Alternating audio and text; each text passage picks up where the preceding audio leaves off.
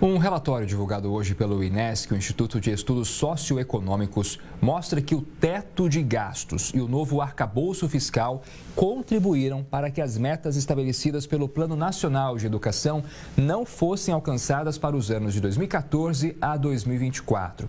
Isso quer dizer que as regras fiscais atrapalharam o ensino público no Brasil entre os anos de 2019 e 2023.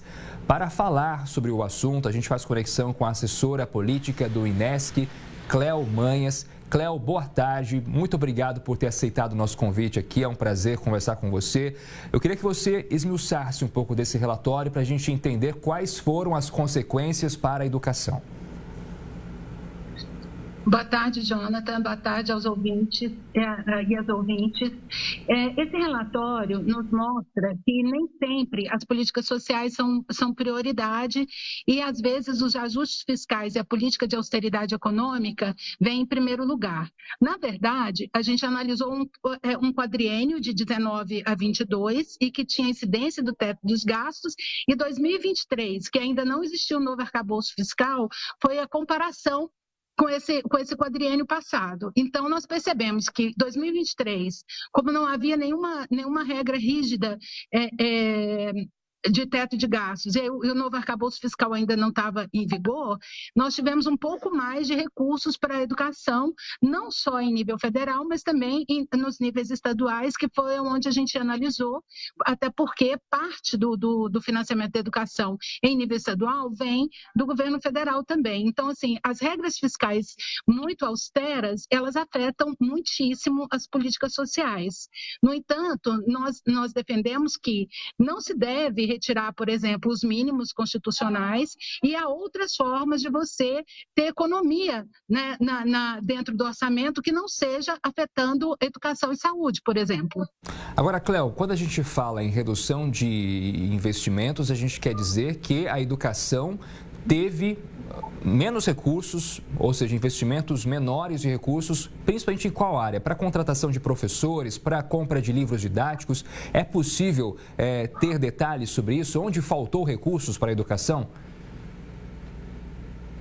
Olha, porque nós analisamos a função educação, né? A gente olha o recurso como um todo.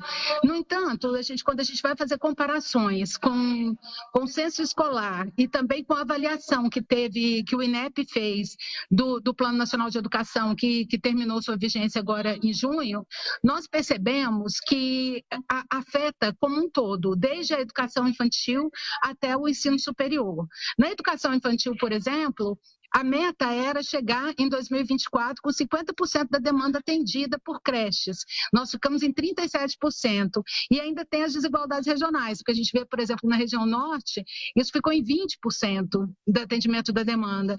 Então, para a educação superior, por exemplo, nós tínhamos atingido a nossa meta para número de mestres e doutores, e a gente regrediu, porque também houve no meio do caminho uma pandemia e um governo que nunca priorizou a educação, então nós tivemos retrocessos.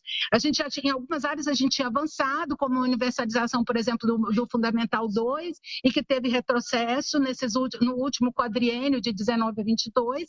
Então, assim, o que a gente percebe é que a infraestrutura das escolas está muito afetada em todos os lugares, e a pandemia deixou isso muito mais evidente.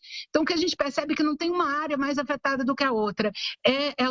A educação foi afetada de uma maneira geral e integralmente, desde a educação infantil até o ensino superior.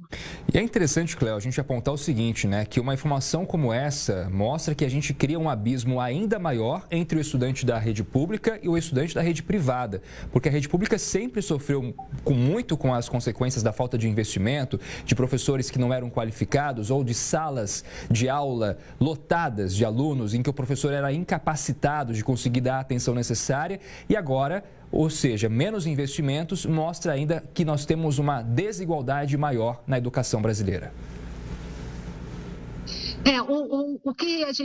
A conclusão que a gente chega no final desse Plano Nacional de 10 anos é que a gente aumenta ainda mais as distâncias e as desigualdades, não só por conta da falta de investimentos, mas pelas políticas que foram escolhidas na última década, né? Por exemplo, a reforma do ensino médio, que afeta, porque a rede pública, por exemplo, já tem uma falta de professores crônica.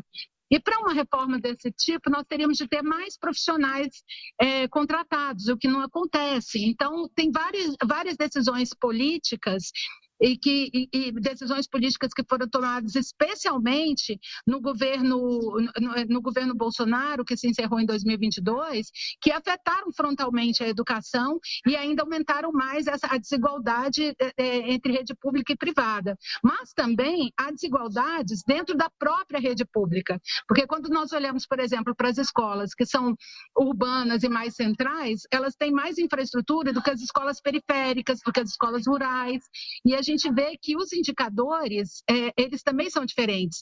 Na zona rural, é sempre muito pior do que na zona urbana. Para as escolas que têm mais população, atende mais as pessoas pretas e pardas, indígenas, quilombolas, também tem menos recursos. Enfim, as desigualdades são todas ampliadas e esgarçadas, né? E reverter esse cenário levaria quanto tempo, Cléo? É possível estimar isso? E o que precisaria ser feito, inclusive, né?